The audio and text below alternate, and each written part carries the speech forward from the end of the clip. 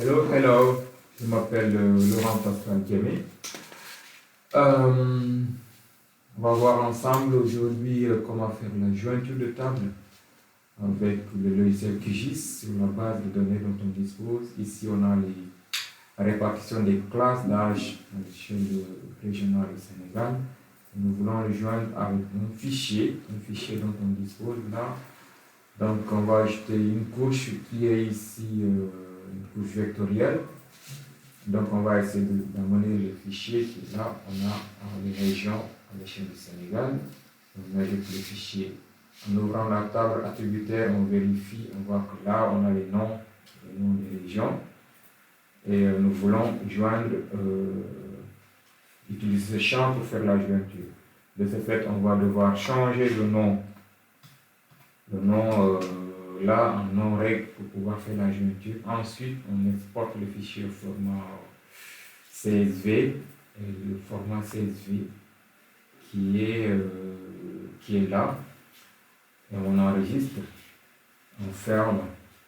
Ensuite, on va importer ce fichier, on va importer le fichier qui vient d'être exporté. Ensuite, pour le faire, on vient ajouter couche, ajouter texte délimité.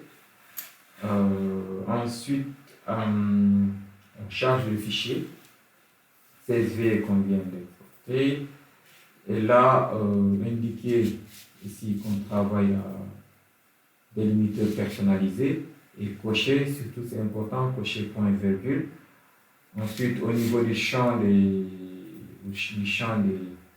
enregistrements, indiquer qu'on coche la première colonne et aussi détecter le type de champ. C'est important à cocher. Et au niveau de la géométrie, là, on indique qu'il n'y a pas de géométrie. On indique qu'il n'y a pas de géométrie parce qu'on n'a pas de coordonnées sur nos champs de valeurs.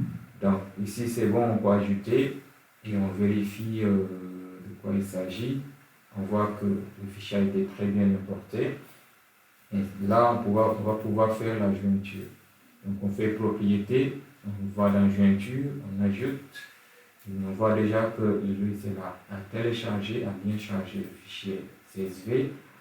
On coche le champ non règle du fichier CSV qu'on va associer au champ non région du fichier shapefile. Ensuite, là, dans Pro personnalisé, on va effacer ça, on lui dit de ne rien mettre. Et on fait appliquer. Et on voit le résultat ici. On voit que ça a bien exporté nos classes d'âge.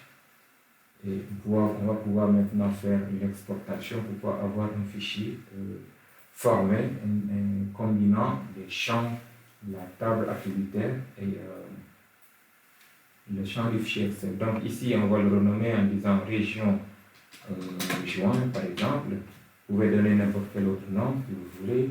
On garde la même collection. On nous dit que c'est le format S3 qui nous intéresse. Alors, OK. On voit qu'on a une nouvelle couche maintenant.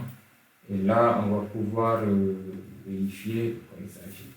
On va pouvoir aussi faire une carte sur ça, des analyses avec des symbologies par exemple. Et voilà, on ne va pas aller plus loin, on vous indique juste comment ça se fait. La classe des 70 par exemple. Et en classant, on voit spatialement ce que ça donne. Et voilà. Merci à vous et à bientôt.